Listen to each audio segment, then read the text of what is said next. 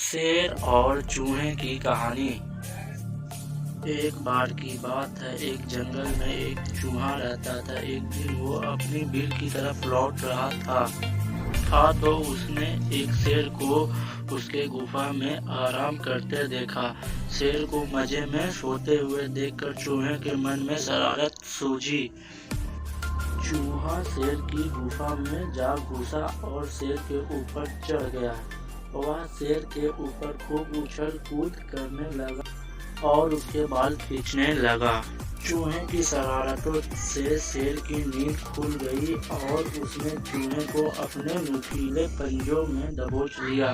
चूहे ने जब शेर के पंजों में खुद को पाया तो वो समझ चुका था कि शेर के गुस्से से अब उसे कोई नहीं बचा सकता और आज उसकी मौत तय है। चूहा बुरी तरह डर गया और रो रो कर शेर से विनती करने लगा कि शेर जी, मुझे माफ कर दो, मुझसे भूल हो गई, मुझे जाने दो।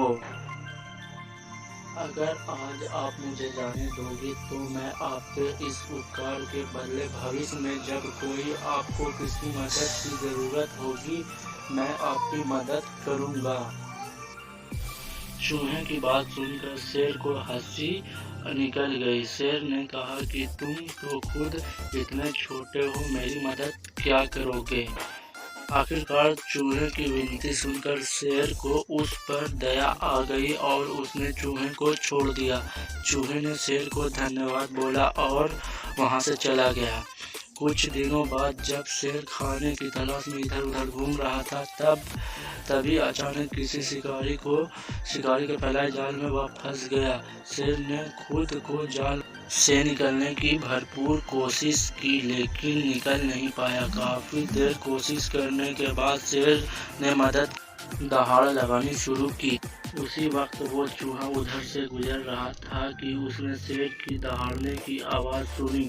वो भागकर शेर के पास गया और शेर को जाल में फंसा देखकर चौंक गया। चूहे ने बिना देर करते हुए अपने नुकीले दांतों से जाल को काटना शुरू किया और कुछ ही देर में उसने पूरे जाल को काटकर शेर को आजाद कर दिया। चूहे की इस मदद से शेर की आंख भर आई और नम आंखों से शेर ने चूहे को धन्यवाद किया और दोनों वहां से चले गए और फिर आखिरकार शेर और चूहे एक दूसरे के अच्छे दोस्त बन गए।